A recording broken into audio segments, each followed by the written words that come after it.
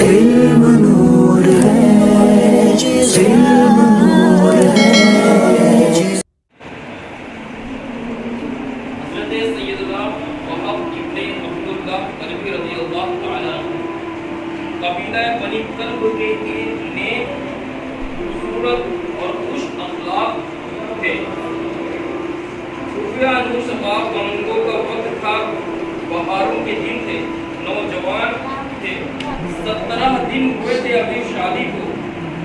بساط عشرت و نشاط گر رہی تھے کہ والدہ ماجدہ آپ کی امی جان رضی اللہ تعالیٰ عنہ تشریف لائی، جو ایک بیوہ خاتون تھی، یعنی ان کے شوہر کا انتقال ہو گیا،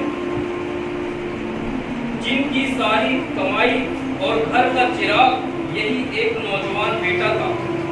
مادر مشفقانہ، ماں کا جو شفقت والے دل ہوتے اس کے طور پر آتے ہی رونا شروع کر دی اور زاروں قطار بہت زیادہ رونے لگی۔ ماں کو روتا دیکھ کر بیٹا حیران ہو گیا اور کہنے لگا، اے میری ماں، اے میری پیاری ماں، رنج و ملال کا، رونے کا اور اس طرح آپ کی تکلیف میں ہونے کی وجہ کیا ہے؟ مجھے یاد نہیں پڑتا کہ میں نے اپنی پوری زندگی میں، پورے عمر میں کبھی آپ کی نافرمانی کی ہو، نہ آئندہ کبھی ایسا کر سکتا ہوں۔ آپ کی اطاعت و فرما برداری مجھ پر فرض ہے اور میں انشاءاللہ جب تک میری زندگی ہے یہ کرتا رہوں گا۔ آپ کے دل کو کیا صدمہ پہنچا ہے اور آپ کو کس نے غمگین کیا ہے؟ یہ ساری باتیں سن کر ماں اور زیادہ رونے لگی۔ پھر اس نے کہا، میں آپ کے حکم پر جان فدا کر دوں گا۔ اے میری ماں، آپ بتائیں مجھے آپ کو کیا ہو گیا؟ سعادت مند ایک لوتے بیٹے کی یہ باتیں سن کر ماں اور زیادہ رونے لگی اور چیخیں مار مار کر رونے لگی اور فرمایا، اے فرزند دل بند، تو میری آنکھوں کا نور ہے، میرے دل کا سرور ہے، اے میرے گھر کے روشن چراغ اور میرے باغ کے مہکتے پھول، میں نے اپنی جان بھلا بھلا کر تیری جوانی کی بہاریں پائی ہے، تو ہی میرے دل کا قرار اور میری جان کا چین ہے۔ ایک پل تیری جدائی اور لمحہ پر تیرا فراق، یعنی تجھ سے دور رہنا مجھ سے برداشت نہیں ہو سکتا۔ اور پھر اس کے بعد کچھ عربی میں شعر پڑھی، وہ نے اس کا ترجمہ ہے، جب سوؤں تو میرے خوابوں میں اور خیالوں میں بھی، اور جب جاگوں تو میرے دل کی یادوں میں بھی میرے بیٹے۔ اے جانے مادر، میں نے تجھے اپنا خون جگر پلایا ہے، آج اس وقت دشت کربلا میں نواسہ محبوب رب ذوالجلال، مولا مشکل کشا کا لال، خاتون جنت کا نونہال، شہزادہ خوش نثار، ظلم و ستم سے نڈھال ہے۔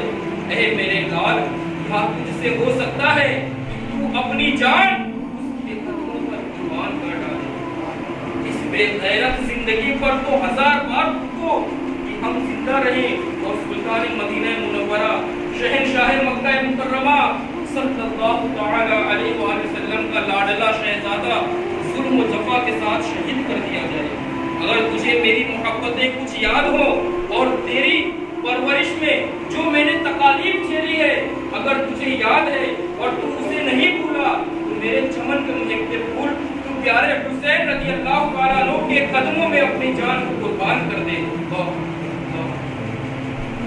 حسینی دولہا سیدنا وہب رضی اللہ تعالیٰ عنہ نے عرض کی، اے مہاتر مہربان، بہت اچھی نصیحت کی آپ نے، یہ جان شہزادہ حسین رضی اللہ تعالیٰ عنہ پر قربان ہو، میں دل و جان سے اس بات کے لیے تیار ہوں۔ ایک لمحے کی اجازت دیجیے، ایک تھوڑے سے وقت کے لیے اجازت دیجیے تاکہ میں جا کر اپنے اس بیوی سے وہ باتیں کر لوں جس نے اپنی زندگی کے عیش و راحت کا صحرا میرے سر پر باندھا اور جس کے ارمان میرے سوا کسی کی طرف نظر اٹھا کر دیکھنا نہیں ہے، اس کی حسرتوں کے تڑپنے کا خیال ہے۔ اگر وہ چاہے تو میں اس کو اجازت دے دوں کہ وہ اپنی زندگی جس طرح چاہے گزارے۔ ماں نے کہا، بیٹا، عورتیں ناقص العقل ہوتی ہیں، کم عقل رکھتی ہیں، کہیں ایسا نہ ہو کہ اس کے پاس جا اور وہ کچھ ایسی بات کہہ دے اور تم اتنی بڑی سعادت کی بات سے محروم ہو جائے۔ بیٹا کیا کہتا ہے اس میں؟ حسینی دولہا سیدنا وہب رضی اللہ تعالیٰ عنہ نے عرض کی، پیاری امی جان، حسین رضی اللہ تعالیٰ عنہ کی محبت دل میں گھر کر گئی ہے، مضبوط ہو گیا ہے، انشاءاللہ اس کو کوئی نہیں کھول سکتا، اور ان کی جان نثاری کا نقش دل پر اس طرح گند گیا ہے کہ دنیا کے سارے سمندر مل کر اسے نہیں کھلا سکتے۔ یہ کہہ کر بی بی کی طرف آئے اور اسے خبر دی کہ فرزند رسول صلی اللہ تعالی علیہ وسلم ابن فاطمہ بطول گلشن مولا علی کے مہکتے پھول میدان کربلا میں رنج جو معمول ہے، غداروں نے ان پر حملہ کیا ہے، میری تمنا ہے کہ ان پر جان قربان کراؤں۔ یہ سن کر نئی دلہن نے ایک آہستہ سر درد پورے دن سے کھینچا، یعنی بہت دنوں سے ایک مطلب آگ لیا، اور کہنے لگی اے میرے سردار، افسوس کہ میں اس جنگ میں آپ کا ساتھ نہیں دے سکتی۔ شریعت اسلامیہ نے عورتوں کو لڑنے کے لیے میدان میں آنے کی اجازت نہیں دی۔ افسوس اس شہادت میں میرا حصہ نہیں کہ تیرے ساتھ میں بھی دشمنوں سے لڑ کر امام علی مقام پر اپنی جان قربان کروں۔ سبحان اللہ، آپ نے تو جنتی چمنستانوں کا ارادہ کر لیا، وہاں پورے آپ کی خدمت کی آرزو مند ہوگی۔ بس ایک کرم فرمائیے گا، جب سرداران اہل بیت کے ساتھ جنت میں آپ کے لیے نعمتیں حاصل کی جائیں اور جنتی پورے آپ کی خدمت کے لیے حاضر ہوں گی، اس وقت آپ مجھے بھی اپنے ساتھ رکھیے گا۔ حسینی دلہا اپنی اس نیک دلہن اور برگزیدہ اللہ کی نیک بندی کی یہ باتیں سن کر اپنی ماں کو اور اپنی دلہن کو لے کر اہل بیت اطہار رضی اللہ تعالیٰ عنہ کی طرف چل رہی ہے، اور وہاں پہنچ کر دلہن نے عرض کی اے ابن رسول، اے رسول اللہ صلی اللہ علیہ وسلم کے بیٹوں، شہداء گھوڑے سے زمین پر گرتے ہی حوروں کی گود میں پہنچتے ہیں اور وہاں پر جنت کے غلام کمال اطاعت شاعری کے ساتھ ان کی خدمت کرتے ہیں۔ یہ حضور پر جان نثاری کی تمنا رکھتے ہیں اور میں نہایت ہی بے کس ہوں، میں نہایت بے کس ہوں، کوئی ایسے رشتہ دار بھی نہیں جو میری خبر دیری کرے۔ میں آپ سے یہ التجا کرتی ہوں کہ یہ کہ عرصہ محشر میں ان سے جدائی نہ ہو اور دنیا میں مجھ غریب کو آپ کے اہل بیت اپنی کنیزوں میں اپنے غلاموں میں رکھ لیں، تاکہ میں اپنی پوری زندگی آپ کی ازواج مطہرات کے خدمت کرتے ہوئے گزار دوں۔ پیارے پیارے اسلامی بھائیوں، حضرت امام علی مقام رضی اللہ تعالیٰ عنہ کے سامنے یہ تمام عہد و پیمان ہوئے، اور سیدنا وہاب رضی اللہ تعالیٰ عنہ نے بھی عرض کر دی کہ یا امام علی مقام، اے امام حسین رضی اللہ تعالیٰ عنہ، اگر حضور تاجدار رسالت صلی اللہ تعالی علیہ وسلم کی شفاعت سے مجھے جنت ملی تو میں عرض کروں گا یا رسول اللہ صلی اللہ تعالی علیہ وسلم، یہ بی بی میرے ساتھ رہے۔ حسینی دلہا سیدنا وہاب رضی اللہ تعالیٰ عنہ امام علی مقام رضی اللہ تعالیٰ عنہ سے اجازت لے کر میدان میں چل دیے۔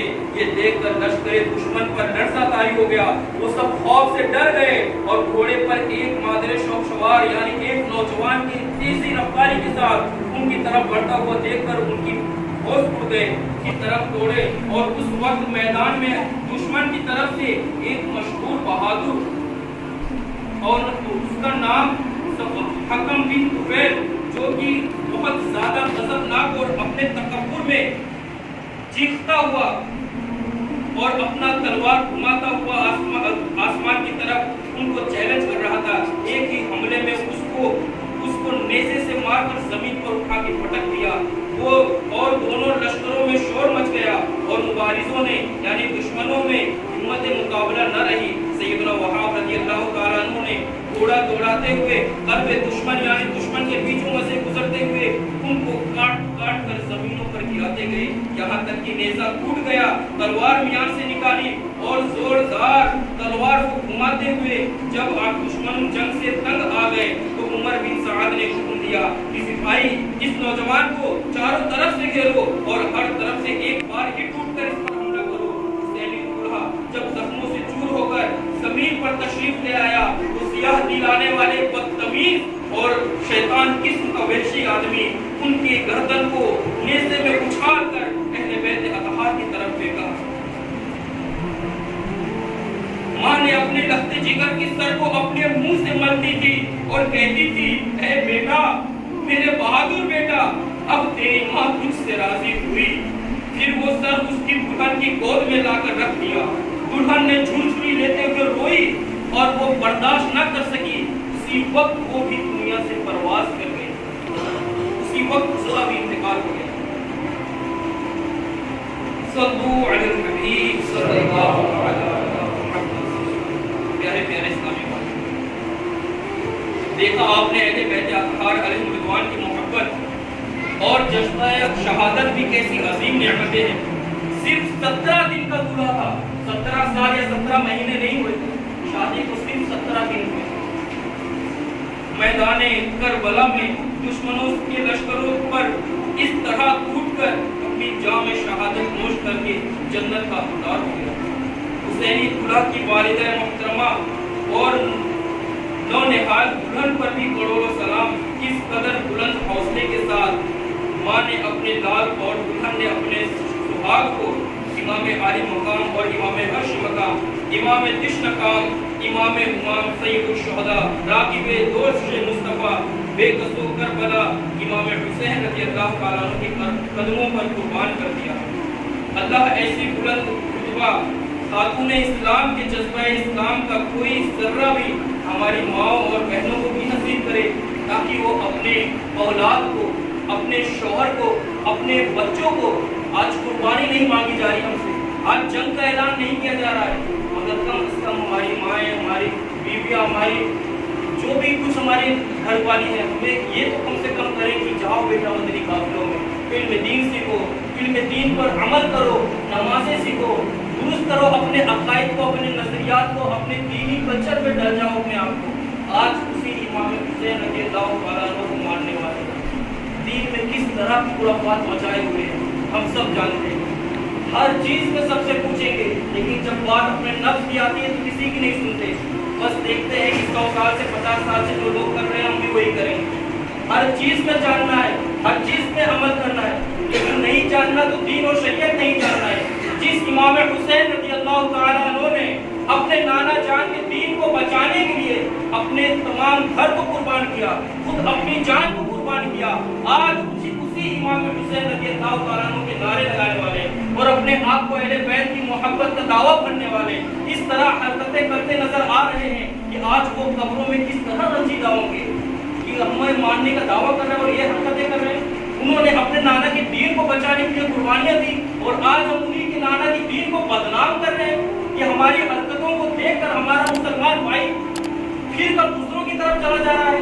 वो कह रहा है कि ये सब क्या करते हैं दीन में। प्यारे इस्लामी भाइयों, उन्होंने अपने नाना के दीन को बचाने के लिए कुर्बानियां दी।